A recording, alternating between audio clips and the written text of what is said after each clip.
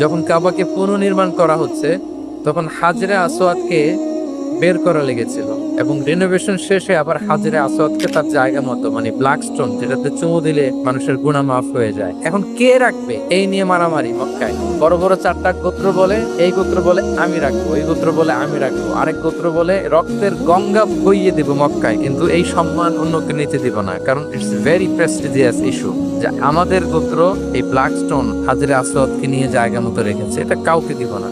তখন আল্লাহ রাসূল সাল্লাল্লাহু আলাইহি ওয়া আলিহি ওয়াসাল্লাম তিনি সমাধান দিলেন যে মারামারির দরকার নাই, একটা চাদর নিয়ে আসো। নিয়ে আসা হলো, চার গোত্রের চার লিডারকে বললেন চাদরের চার কোনা ধরো, চারজন চার কোনা ধরলো। রাসূল সাল্লাল্লাহু আলাইহি ওয়াসাল্লাম তিনি পাথরটা নিয়ে মাঝখানে রাখলেন, এবার চার নেতাকে বললো আসো, চলে আসো, কাবার সামনে চলে আসলো। এরপরে আল্লাহ রাসূল সাল্লাল্লাহু আলাইহি ওয়াসাল্লাম ওনার মোবারক হাত দিয়ে, বরকতময় হাত দিয়ে হাজরা আসওয়াদকে নিয়ে নিজ হাতে রাখলেন। এবার সবাই হ্যাপি, ওরা চাদর ধরেই হ্যাপি, কিন্তু পাথরটা ধরেছিল কে?